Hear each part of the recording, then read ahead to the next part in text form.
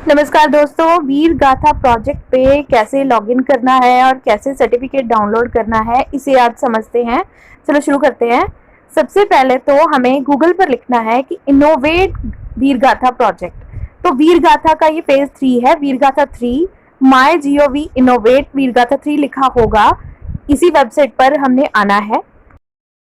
यहाँ पर सबसे पहले लिख रखा है सबमिट योर एंट्री, हमें इसी को खोलना है। अब किस टॉपिक पर बच्चा भाग लेना चाहता है वो भी हम समझ लेंगे कि जैसे कि पहला हमारे यहाँ पर लिखा हुआ है कि पहली बात तो ये है कि कक्षा 3 से लेकर 5 तक एक ग्रुप है, कक्षा 6 से लेकर 8 तक एक ग्रुप होगा, कक्षा 9वीं 10वीं का एक ग्रुप है और कक्षा 11वीं 12वीं का अलग ग्रुप होगा। तो 4 तरह की कक्षाएं हैं। तो क्योंकि हमारा हाई स्कूल है तो हम कक्षा 6वीं से 8वीं और 9वीं 10वीं की एंट्री, हमने 2 एंट्रीज यहाँ पर जो बेस्ट है हमारी वो हमने उनको अपलोड किया है।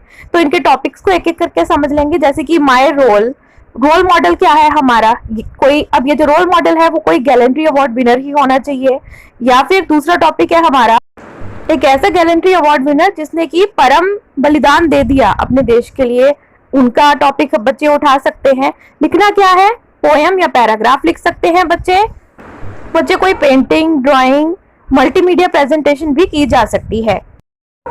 तीसरा टॉपिक रहेगा कि रानी लक्ष्मीबाई मेरे सपने में आई और उन्होंने मुझे क्या बताया, वो क्या चाहती हैं कि मैं देश के लिए क्या करूं। चौथा टॉपिक हमारा रहेगा कि जो 1857 की जो क्रांति है उसमें किसी भी एक क्रांतिकारी को के बारे में बच्चा लिखेगा और वो किस तरह से बच्चे को मोटिवेट करता है ये बताना है।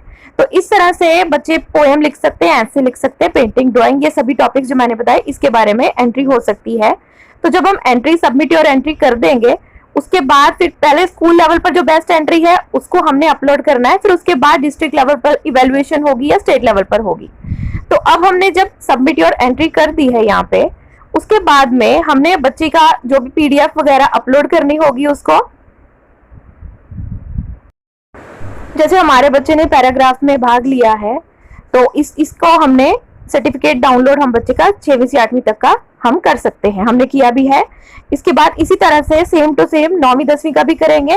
एक बच्चे का हमने अपलोड कर दिया 6वीं से 8वीं तक का, उसी के नीचे फिर दोबारा 9वीं 10वीं के लिए भी टैब खुलेगी और उसकी एक्टिविटी हमें सिलेक्ट करनी होगी कि और भाषा कौन सी है वो भी सिलेक्ट करनी होगी, बच्चे का नाम, बच्चे के पिता का नाम आदि वो सब चीजें, उसकी डेट ऑफ बर्थ वगैरह भरनी होंगी और इस तरह से दूसरी एंट्री भी हमारी सबमिट हो जाएगी।